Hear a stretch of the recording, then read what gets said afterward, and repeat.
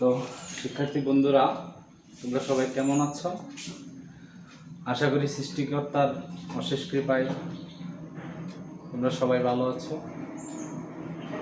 তো আমি আজকে তোমাদের সামনে জিডিস মেথডের চ্যানেলের পক্ষ থেকে সপ্তম ক্লাস নিয়ে হাজির হয়েছি। আমাদের ষষ্ঠ ক্লাসটি ছিল নবম দশম শ্রেণীর রসায়ন বইয়ের পঞ্চম অধ্যায় রাসায়নিক বন্ধন সম্পর্কে আলোচনা করেছিলাম। আজকে আমরা রাসায়নিক বন্ধনের পার্ট 2 নিয়ে আলোচনা করব এবং যে টপিকসগুলো নিয়ে আলোচনা করব সেগুলো আমি বোর্ডে আগেই লিখে নিয়েছি। শিক্ষার্থী বন্ধুরা খেয়াল করে দেখো যে আমরা দ্বিতত্ত্ব ও অষ্টক নিয়ম, আয়নিক বন্ধন, সমযোজী বন্ধন এবং ধাতব বন্ধন, এই 4টা টপিকস নিয়ে আজকে আলোচনা করার চেষ্টা করব। তো তোমরা খাতা কলম নিয়ে বসে যাও এবং এই প্রয়োজনীয় তথ্যগুলা নোট করে নাও।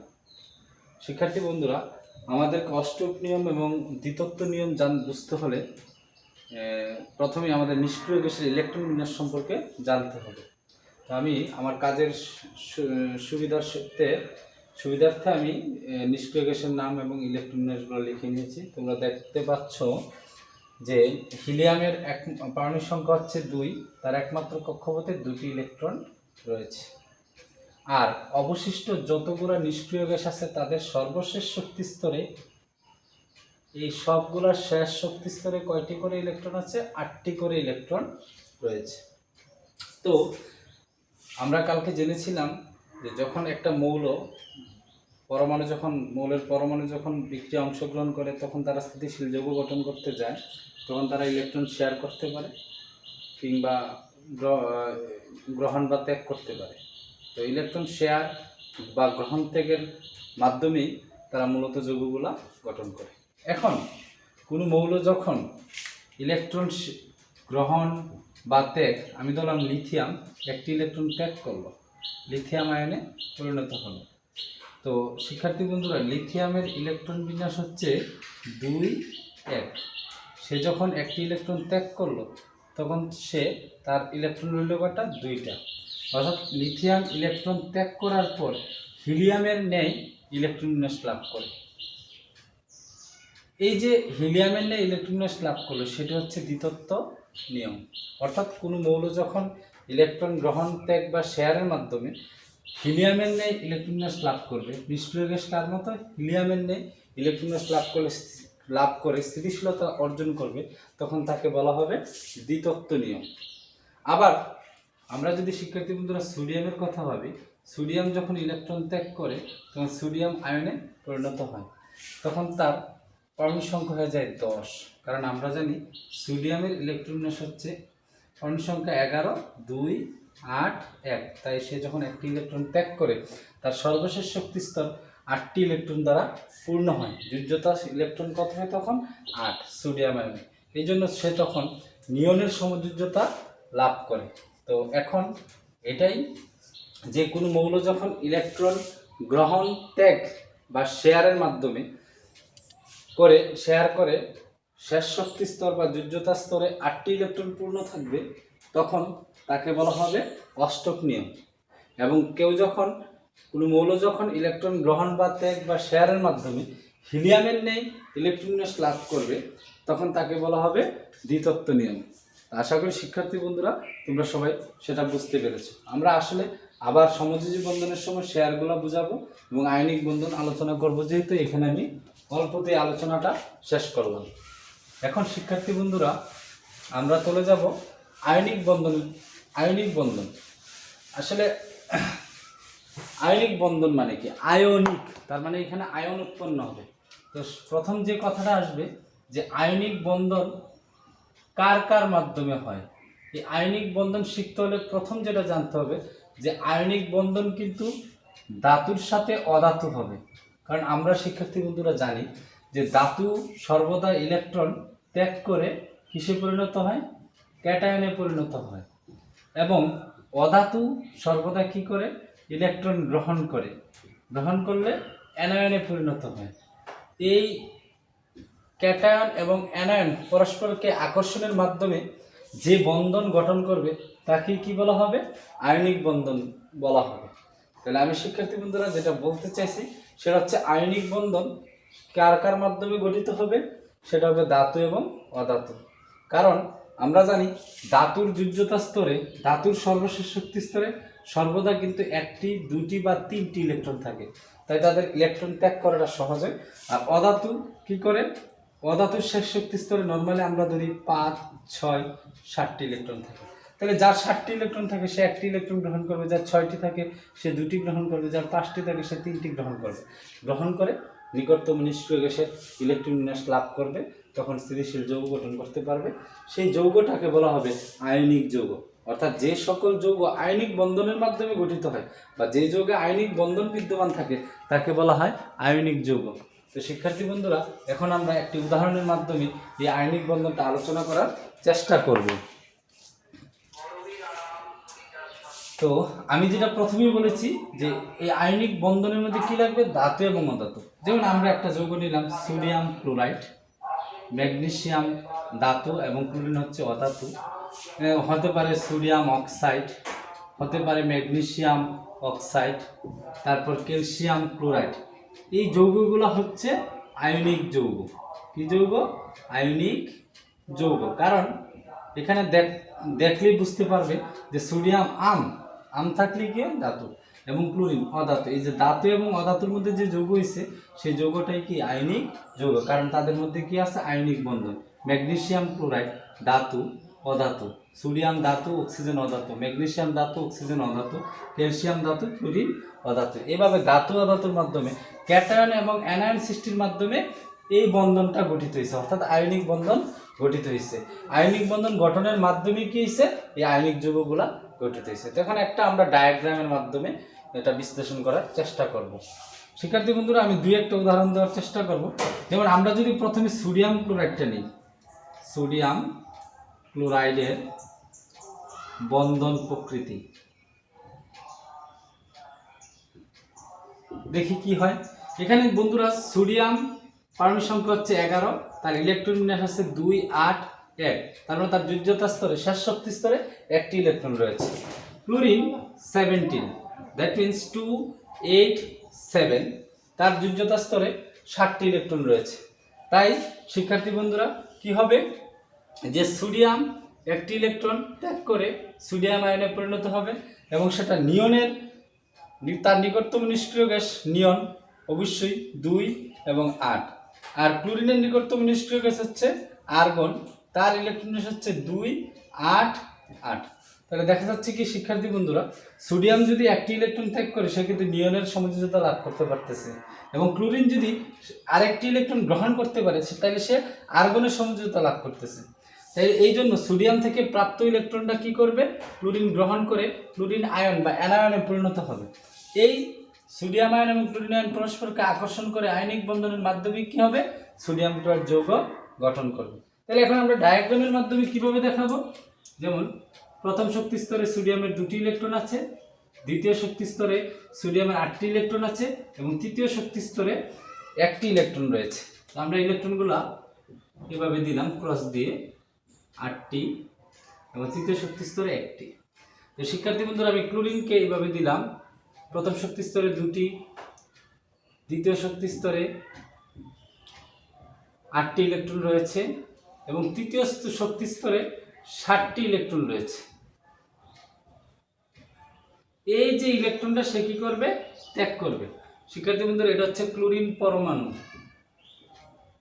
আর এটা হচ্ছে সোডিয়াম পরমাণু। তাহলে এই যে সর্বশেষ শক্তি স্তরে একটি ইলেকট্রন ত্যাগ করলো, ফলে কি হলো, সে নিয়নের সমঝোতা লাভ করলো। এবং তখন তোমরা কি করবে, এটাকে নিচে চিহ্ন দিয়ে আবার এই ডায়াগ্রামটা এঁকে দিবে 2, 8, এটা হচ্ছে সোডিয়াম আয়ন, এবং এটা একটা ব্র্যাকেট দিবে যেহেতু প্লাস, জন্য প্লাস, এবং এটা লিখে দিবে এখানে ক্যাটায়ন, ক্যাটায়ন দিয়ে কি লিখবে, সোডিয়াম প্লাস। এবং ক্লোরিন সে তো গ্রহণ করছে 2, 8, শক্তি স্তরে কি হলো, অষ্টক পূর্ণ হলো, সে অষ্টক নিয়ম মেনে চলছে, উভয় মৌলই অষ্টক নিয়ম মেনে চলেছে, সেটা হচ্ছে মাইনাস। তাহলে এখানে শিক্ষার্থী বন্ধুরা আমাদের লিখতে হবে অ্যানায়ন, Cl-। তো বিবরণটা যদি একটু আমি বলি, তোমরা আমার কথাগুলো শুনে এটা নোট করে নিবে যে ধাতু ও ধাতুর মধ্যে বিক্রিয়ার সময় ধাতু সর্বদা ইলেকট্রন ত্যাগ করে ধনাত্মক আয়নে পরিণত হয় এবং অধাতু সর্বদা ইলেকট্রন গ্রহণ করে ঋণাত্মক আয়নে পরিণত হয়। এভাবে সৃষ্ট ধনাত্মক ও ঋণাত্মক আয়ন পরস্পরকে আকর্ষণ করে। এই আকর্ষণের ফলে যে বন্ধন গঠিত হয় সেই বন্ধনকে কি বলে? আয়নিক বন্ধন বলে। যেমন আমরা সোডিয়াম ক্লোরাইডের বন্ধন প্রকৃতি নিম্নে ডায়াগ্রাম সহকারে আলোচনা করে দেব। প্রথমে তোমরা আলাদা আলাদা টপিকসগুলো চিন্তা করবে। প্রথমে সোডিয়ামের কথা বলবে, তারপরে বর্ণনাতে তোমরা ক্লোরিনের কথা বলবে। সোডিয়ামের পারমাণবিক সংখ্যা 11, এর ইলেকট্রন বিন্যাস 281, এর ইলেকট্রন বিন্যাস 281। তার সর্বশেষ শক্তি স্তরে বা যোজ্যতা স্তরে যোজ্যতা ইলেকট্রন হচ্ছে 1, কিন্তু তার নিকটতম নিষ্ক্রিয় গ্যাস নিয়নের ইলেকট্রন বিন্যাস 28, নিয়নের ইলেকট্রন বিন্যাস 28। তাই সোডিয়াম একটি ইলেকট্রন ত্যাগ করে ধনাত্মক আয়নে সৃষ্টি করে বা ক্যাটায়নে পরিণত হয় এবং নিয়নের সমযোজ্যতা লাভ করে। এগুলো একটা প্যারা, মানে একজনের কথা, সোডিয়ামের কথা। এরপর আসলে আমরা ক্লোরিনের কথা বলবো। ক্লোরিনের পারমাণবিক সংখ্যা 17, তার ইলেকট্রন বিন্যাস 287, তার সর্বশেষ শক্তি স্তরে 7টি ইলেকট্রন রয়েছে, কিন্তু তার নিকটতম নিষ্ক্রিয় গ্যাস আর্গনের ইলেকট্রন বিন্যাস 288। এভাবেই লিখবা, আমি যেভাবে বলতেছি এভাবেই লিখবা। তাই সোডিয়াম ক্লোরিন পরমাণু সোডিয়াম থেকে প্রাপ্ত ইলেকট্রনটি গ্রহণ করে অ্যানায়ন Cl- এ পরিণত হয় এবং আর্গনের সমযোজ্যতা লাভ করে। এভাবে সৃষ্ট সোডিয়াম আয়ন এবং ক্লোরিন আয়ন পরস্পরকে আকর্ষণ করে আয়নিক বন্ধন গঠন করে, ফলে সোডিয়াম ক্লোরাইড যৌগ গঠিত হয়। তাই শিক্ষার্থী বন্ধুরা, আমরা আশা করি যে কোনো আয়নিক যৌগ আসলে আমরা লিখতে পারবো এই ক্যাটাগরিতে, এই প্যাটার্নে আমরা সবটাই লিখবো। তো এখন আমি আর দুই একটা ডায়াগ্রাম জাস্ট দেখাবো কিরকম। এই তো সোডিয়াম ক্লোরাইড, একদম সহজটা দিলাম, তাহলে একটা কঠিন দেখি। যেমন আমি দিলাম সোডিয়াম অক্সাইড, তখন আমাদেরকে কি চিন্তা করতে হবে? ডায়াগ্রামটা আঁকতে পারলেই কিন্তু হলো। তো সোডিয়াম কিন্তু 11 ইলেকট্রন বিন্যাস কত? 281, কিন্তু অক্সিজেন হচ্ছে 8, তাহলে 2 6। তখন হঠাৎ করে দেখলে মনে করে সাথে একটা ইলেকট্রন ত্যাগ করবে, তাহলে তো তার 7 হবে, কিন্তু না। এই যে Na2O, তার মানে এখানে সোডিয়ামের কয়জন পরমাণু আছে? কয়টি পরমাণু আছে? 2 জন বা 2টি পরমাণু আছে। তাই সোডিয়ামের 2 জন যদি 2টা আলাদা আলাদা ত্যাগ করে, তাহলে তার কিন্তু 2টা অ্যাড হয়ে গেলে সে কিন্তু অষ্টপূর্ণ হতে পারবে। তাহলে কি করতে হবে? ডায়াগ্রামটা কিভাবে আঁকতে হবে? তখন তুমি দেখবা যেটা কম থাকবে তাকে মাঝে দিবা, যার পরমাণুর সংখ্যা কম তাকে মাঝখানে দিলাম। তার মানে এটা অক্সিজেন পরমাণু দিলাম এখানে, কেমন? তো এখানে আছে কয়টা? 6টা, তাহলে 2 4 একটা একটা দিলাম সিঙ্গেল। তো সোডিয়াম পরমাণু তো এখানে 2 জন আছে, তাহলে সোডিয়ামকে তার দুই পাশে দিয়ে দিব। এখানে দিলাম একটা, এখানে আছে 2, তারপরে 8, এগুলো দিয়ে দিতে হবে। এই একটা সে কি করবে? ত্যাগ করবে, সোডিয়াম পরমাণু। তারপর আরেকটা সোডিয়াম দিবে এই পাশে। একাধিক থাকলে এইভাবে আঁকতে হবে। শেষ শক্তি স্তরে একটা, আর বাকিগুলা তোমরা নিজেরা দিয়ে নিবে এইভাবে। তাহলে এটা কি পরমাণু? সোডিয়াম পরমাণু। তাহলে 2 জন Na2, তারপরে 2 জন সোডিয়াম থাকার কারণে শিক্ষার্থীরা 2টা দিলাম, এই দুই পাশ থেকে সে 2টা কি করলো? গ্রহণ করলো। তখন এই অক্সিজেন কি হলো? নিয়নের ন্যায় 2 8 সে গ্রহণ করলো, 2-, যেহেতু 2টা সে গ্রহণ করছে 2-, তার মানে এটা হচ্ছে অ্যানায়ন। আর এখানে ইলেকট্রনগুলো এভাবে আগের মতো তোমরা দিয়ে নিবা। কিন্তু এই সোডিয়াম কি করলো? একটা ত্যাগ করছে, সে হলো ক্যাটায়ন 2-8, সেও কিন্তু নিয়নের সমযোজ্যতা অর্জন করলো 2, তারপরে এখানে দিবে 8। তোমরা, আমি দিলাম না বন্ধুরা, তোমরা দিয়ে নিবা। এটা হচ্ছে কি? ক্যাটায়ন। তো বিবরণটা ওইভাবেই লিখবা যে সোডিয়াম এই কারণে ইলেকট্রন ত্যাগ করে আর অক্সিজেন 2 জন পরমাণু থেকে 2টা গ্রহণ করে সোডিয়াম অক্সাইড গঠন করে। তো শিক্ষার্থী বন্ধুরা, তোমরা অবশ্যই বাড়িতে ম্যাগনেসিয়াম অক্সাইড বাসায়, তারপর ক্যালসিয়াম ক্লোরাইড এবং ম্যাগনেসিয়াম ক্লোরাইড, এইগুলা ডায়াগ্রাম আঁকবে এবং বিবরণ লিখবে। এগুলা কেন আয়নিক যৌগ, আশা করি তোমরা বুঝতে পারছো। শিক্ষার্থী বন্ধুরা, আশা করি তোমাদের আর আয়নিক যৌগ সম্পর্কে, বন্ধন প্রকৃতি সম্পর্কে কোনো সমস্যা হবে না। এখন চলে যাব শিক্ষার্থী বন্ধুরা সমযোজী বন্ধন। তারপর একটু ধর্মগুলো নিয়ে কথা বলবো। শিক্ষার্থী বন্ধুরা, সমযোজী মানে সমযোজী বন্ধন, তাহলে ওই আয়নিক বন্ধন যেরকম বা আয়নিক যৌগ যেরকম ধাতু এবং অধাতুর মধ্যে সংগঠিত হয়েছে, তা আমাদেরকে জানতে হবে সমযোজী বন্ধনটা আসলে কার কার মধ্যে হয়। তাহলে শিক্ষার্থী বন্ধুরা, প্রথম কথা হচ্ছে সমযোজী বন্ধন ধাতু এবং অধাতুর মধ্যে সংগঠিত হয়। এবং আমরা মনে রাখবো ধাতু ধাতু কোনো বন্ধন হয় না। হ্যাঁ, যদি আমরা একটা লিখছি যে ধাতব বন্ধন আলোচনা করব,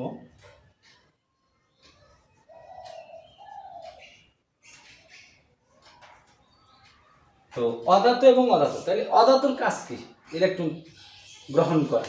তো দুইজনই যখন অধাতু হবে তখন কে গ্রহণ করবে? তো তো সমস্যা।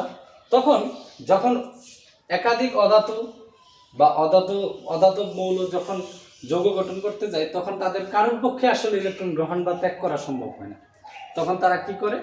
তাদের মধ্যে একটা সমঝোতা হয় যে সমান সংখ্যক ইলেকট্রন শেয়ারের মাধ্যমে তারা কি করবে? যৌগ গঠন করবে। যেমন মিথেন, পানি, তারপর অ্যামোনিয়া, কার্বন ডাইঅক্সাইড, এগুলো বেশিরভাগ আসে শিক্ষার্থী বন্ধুরা। ক্লোরিন, অক্সিজেন, এই মৌলগুলা মানে এই যৌগগুলো হচ্ছে কি যৌগ? সমযোজী যৌগ। অধাতু এবং অধাতু মিলে যে যৌগ গঠিত হয়। অধাতু, কারণ সবাই তো গ্রহণ করতে চাইবে, কে ত্যাগ করবে? কেউ ত্যাগ করবে না। তখন তাদের মধ্যে কি হবে? ইলেকট্রন শেয়ার হবে। তো শিক্ষার্থী বন্ধুরা, আমরা যদি মিথেনটা আলোচনা করি, প্রথমে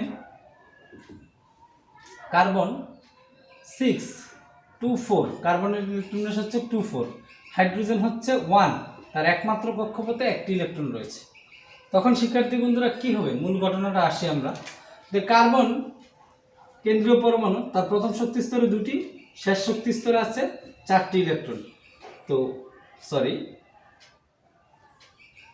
4টা আলাদা আলাদা দিব।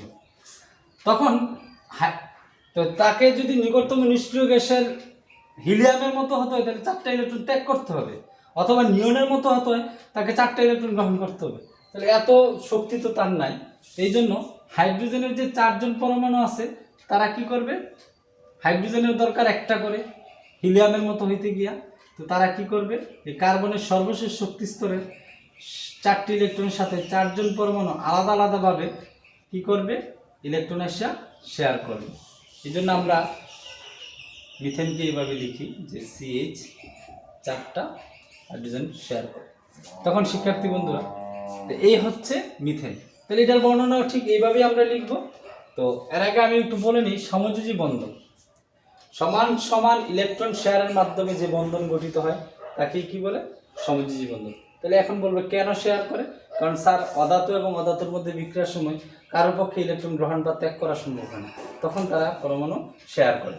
তো আমরা মিথেন অণুর গঠনটা আমি একটু বলি, তোমরা ওইভাবে লিখতে পারো যে কার্বনের পারমাণবিক সংখ্যা 6, এর ইলেকট্রন গ্যাস 2 4।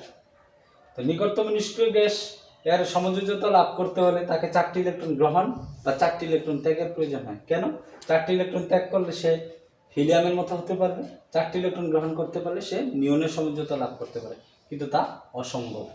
অপরদিকে হাইড্রোজেনের একমাত্র কক্ষপথে একটি ইলেকট্রন রয়েছে, তার নিকটতম নিষ্ক্রিয় গ্যাস হিলিয়ামের ন্যায় ইলেকট্রন গ্যাস লাভ করতে গেলে তাকে একটি ইলেকট্রন প্রয়োজন হয়।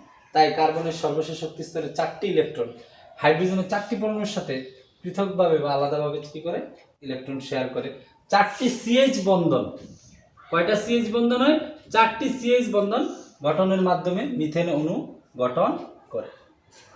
এখানে আরেকটা গুরুত্বপূর্ণ আলোচনা আছে শিক্ষার্থী বন্ধুরা, এই যে কার্বন 4টা ইলেকট্রন শেয়ার করছে, তাহলে এগুলো হচ্ছে বন্ধনজোড় ইলেকট্রন। এখানে আসবে বন্ধনজোড় ইলেকট্রন কয়টি? 4টি। মিথেন অণুতে বন্ধনজোড় ইলেকট্রন হচ্ছে 4টি, এখানে কোনো মুক্ত ইলেকট্রন নেই। অর্থাৎ অণু গঠনকালে যত জোড়া ইলেকট্রন বন্ধন গঠনে ব্যবহৃত হয় সেগুলো হচ্ছে বন্ধনজোড় ইলেকট্রন। এখানে কোনো মুক্ত ইলেকট্রন নেই, যে বন্ধন গঠনে ব্যবহৃত হয় না এমন কোনো অতিরিক্ত ইলেকট্রন নেই।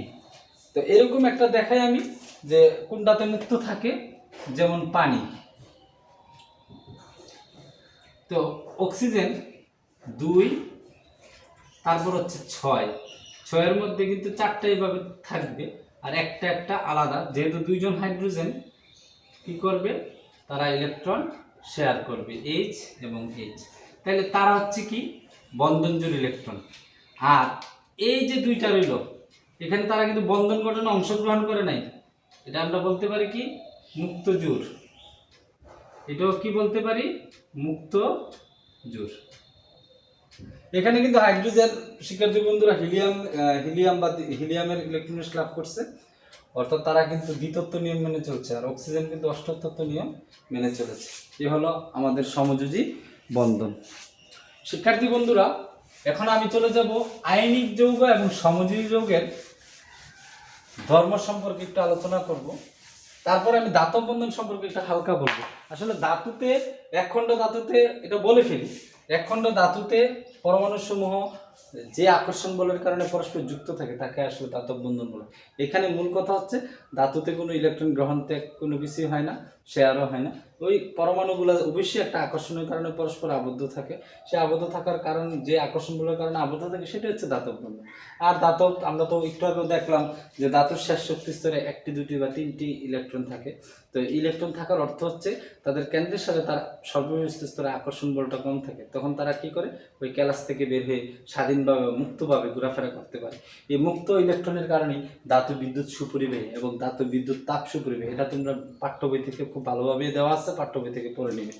এখন আমার খুব গুরুত্বপূর্ণ যে জিনিসটা সেটা হচ্ছে এই আয়নিক বন্ধন বা আয়নিক যৌগ এবং সমযোজী যৌগের কিছু বৈশিষ্ট্য নিয়ে আমি খুব দ্রুত একটু কথা বলতে চাচ্ছি। শিক্ষার্থী বন্ধুরা এখন যেটা পড়বা সে আয়নিক যৌগের ধর্ম, একটা প্রধান ধর্ম হচ্ছে আয়নিক যৌগ পানিতে দ্রবীভূত হয়।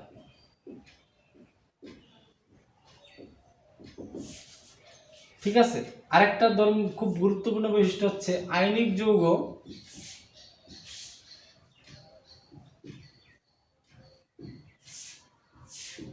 উচ্চ গলনাঙ্ক ও স্ফুটনাঙ্ক বিশিষ্ট।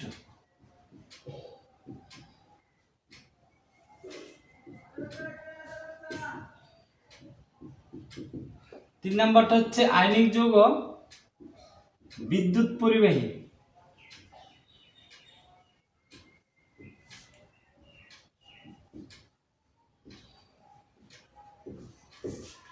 আমরা এই 3টা ধর্ম সম্পর্কে শিক্ষার্থী বন্ধুরা আলোচনা করব। তবে আমি বলে নিই সমযোজী যৌগ ঠিক তার বিপরীত। সমযোজী যৌগ পানিতে অদ্রবণীয়, নিম্ন গলনাঙ্ক স্ফুটনাঙ্ক বিশিষ্ট, বিদ্যুৎ অপরিবাহী। আমরা একটা পারলে ওইটা বিপরীত পারবো আমরা। তো আয়নিক যৌগ পানিতে দ্রবীভূত তার কারণ পানি H2O ওটা হচ্ছে ডাইপোলার যৌগ। কি পোলার? ডাইপোলার। আসলে ডাইপোলার যৌগ মানে কি?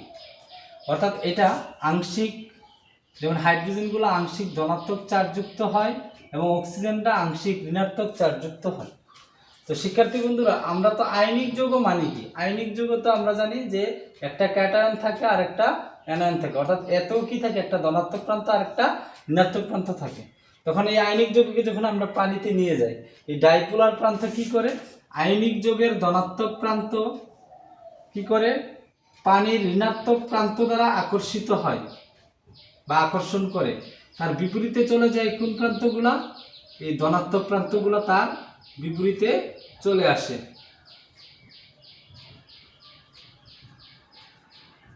এটা কয়েক যত কটা দেওয়া যায় এতটাই দিবে। এবং আয়নিক যৌগের ঋণাত্মক প্রান্ত পানির ধনাত্মক প্রান্ত দ্বারা আকৃষ্ট হয়। তাহলে তার বিপরীতে চলে যাবে ঋণাত্মক প্রান্তগুলা। তাহলে শিক্ষার্থী বন্ধুরা আমরা কি বললাম যে পানির ডাইপোলার যৌগ, পানি আংশিক, পানির মধ্যে হাইড্রোজেন আংশিক ধনাত্মক আধানযুক্ত এবং অক্সিজেন ঋণাত্মক চার্জযুক্ত হয়ে যায়। ফলে আয়নিক যৌগের ধনাত্মক প্রান্তকে পানির ঋণাত্মক প্রান্ত এবং আয়নিক যৌগের ঋণাত্মক প্রান্ত পানির ধনাত্মক প্রান্ত হাইড্রোজেন দ্বারা আকর্ষিত হয়। ফলে আয়নিক যৌগ কি হয়? পানিতে দ্রবীভূত হয়। এভাবে ডায়াগ্রামটা দিয়ে ব্যাখ্যা করলে ভালো হবে। তো শিক্ষার্থী বন্ধুরা সমযোজী যৌগের মধ্যে ধর পানির প্রান্ত আছে, পানির দুইটা প্রান্ত আছে, দুইটা চার্জযুক্ত আধান আছে, প্রান্ত আছে, বাট সমযোজী যৌগের তার নাই।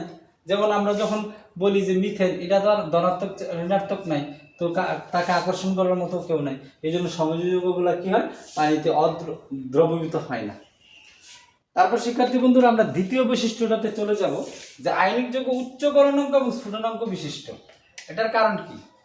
এই আয়নিক যৌগের ক্যালাসটা কিভাবে থাকে, যে একটা ধনাত্মক আধানের পরে একটা ঋণাত্মক আধান, আমি সোডিয়াম ক্লোরাইড দিয়ে বুঝাচ্ছি শিক্ষার্থী বন্ধুরা, একটা ধনাত্মক আধানের পরে আবার একটা ঋণাত্মক, ঠিক এখানে একটা ঋণাত্মক আবার কি হবে, ধনাত্মক, এখানে একটা ঋণাত্মক আবার কি হবে, ধনাত্মক, আবার এখানে ধনাত্মক, ঋণাত্মক, ধনাত্মক, তারপর ঋণাত্মক। তো এখান থেকে কি বুঝতে পারতেছি শিক্ষার্থী বন্ধুরা, যে একটা ধনাত্মক আধানের চতুর্দিকে ঋণাত্মক আধান, অর্থাৎ আয়নিক যৌগের ক্যালাসে ধনাত্মক আধানের চতুর্দিকে ঋণাত্মক আধান এবং ঋণাত্মক আধানের চতুর্দিকে ধনাত্মক আধান থাকে, ফলে তার আকর্ষণ বলটা খুব দৃঢ় হয়, খুব শক্তিশালী হয়।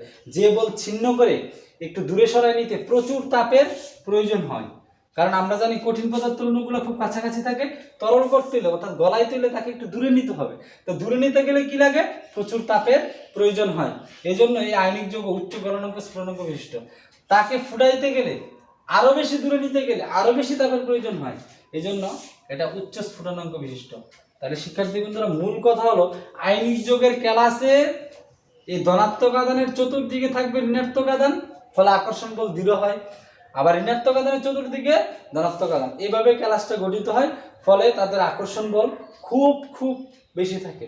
যে আকর্ষণ বল ছিন্ন করে তাদেরকে দূরে সরায় নিতে প্রচুর তাপের প্রয়োজন হয়, কারণ দূরে না সরলে তো সেটা গলবে না, তরলে পরিণত হবে না, গলনাঙ্ক আসবে না, এই জন্য এটা উচ্চ গলনাঙ্ক বিশিষ্ট। এবং আরো বেশি দূরে নিতে গেলে আরো বেশি তাপের প্রয়োজন হয়, এই জন্য সেটা উচ্চ স্ফুটনাঙ্ক বিশিষ্ট। কিন্তু সমযোজী যৌগের তো ক্যালাসই নাই, তারা দুর্বল ভ্যান ডার ওয়ালস বল দ্বারা পরস্পর আবদ্ধ থাকে, তাহলে অল্প তাপে তারা কি হয়ে যায়, গলে যায়। হ্যাঁ, অল্প তাপে ভ্যান ডার ওয়ালস বল, এখানে এই আয়নিক যৌগের মধ্যে অনেক অনেক বল প্রয়োজন হয় না, তারা দৃঢ়ভাবে থাকে না, তারা দুর্বল ভ্যান ডার ওয়ালস বল দ্বারা আবদ্ধ থাকে, এই জন্য সমযোজী যৌগ নিম্ন গলনাঙ্ক এবং স্ফুটনাঙ্ক বিশিষ্ট। আরেকটা কথা হচ্ছে আয়নিক যৌগ বিদ্যুৎ পরিবাহী, কারণ আয়নিক যৌগে তো আয়ন আছে, তাহলে আমরা জানি বিদ্যুৎ পরিবাহী সেই সকল ধাতু যাদের মুক্ত ইলেকট্রন আছে, আয়ন আছে, তাহলে এই প্রত্যেকটা আয়নিক যৌগের মধ্যে কি আছে, ধনাত্মক এবং ঋণাত্মক আয়ন আছে, এই আয়ন থাকার কারণে আয়নিক যৌগ কি হয়, বিদ্যুৎ পরিবহন করে। শিক্ষার্থী বন্ধুরা আশা করি তোমরা কিছুটা হলে উপকৃত হবে। এই কোভিড সিচুয়েশনে আমরা চেষ্টা করতেছি আসলে কিছু ক্লাস দেওয়ার জন্য, বিশেষ করে আমার যারা ছাত্রছাত্রী আছো বা আমার পরিচিত শুভাকাঙ্ক্ষীরা আছো, তারা অবশ্যই আমার চ্যানেলটিকে সাবস্ক্রাইব করে, জিডিস মেথড চ্যানেলটিকে সাবস্ক্রাইব করে আমাকে উৎসাহিত করবে। আমি কথা দিয়েছিলাম যে রসায়নের লাস্ট পার্টটা আমরা আলোচনা করব। তো শিক্ষার্থী বন্ধুরা আশা করি কারো রাসায়নিক বন্ধন সম্পর্কে, তারা যদি যারাই আমার এই দুইটা ক্লাস দেখেছো, তাদের রাসায়নিক বন্ধন সম্পর্কে কোনো সমস্যা থাকার কথা না। তো আসলে পরিপূর্ণ দিতে পারছি কিনা জানি না, তবে কিছু তো ঘাটতি থাকবে, এটা স্বাভাবিক। তোমরা মূল বইটা আসলে ভালো করে পড়বে, কারণ মূল বইয়ের উপরে কোনো গাইড বিকল্প হতে পারে না।